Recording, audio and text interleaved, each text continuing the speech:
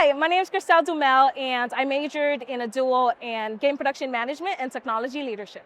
Honestly, my UAT experience was just wonderful. I really love the hands-on approach with projects. UAT doesn't just focus on just us having different tests, but they really focus on us learning different software and building small increments of a big project for the end of the semester. And so I honestly loved it. The professors are always available, and UAT definitely commits to exploring new tech in order for us to be up to date as to what's happening in the industry.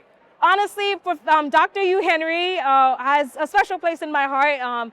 I just remember finishing up my undergrad before pursuing my master's. He really took it upon himself to connect me to different industry leaders on LinkedIn. He would create different group chats just so people can know what I've been up to, and really encouraged me to continue updating my portfolio. And yeah, so I love Dr. Yu Henry, and I would say, I know I just finished my master's, but I do remember a time in my undergrad where I took a board game class with him, and he really told us, hey, it's all about having fun. If you're building a game and there's no fun in it, start over. So I love Dr. Yu Henry.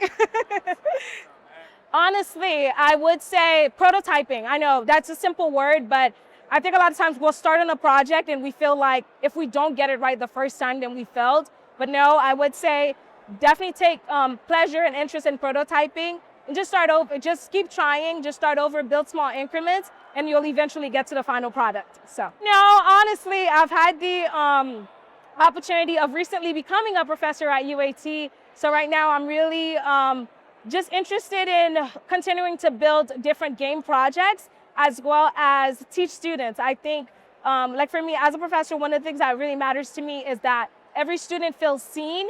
And even when they come into a classroom and feeling like maybe they might not understand the overall topic of the day, but I want to make sure that students get something out of that class. So yeah, so just continuing to be the best professor I can be and continuing in game development. So yeah.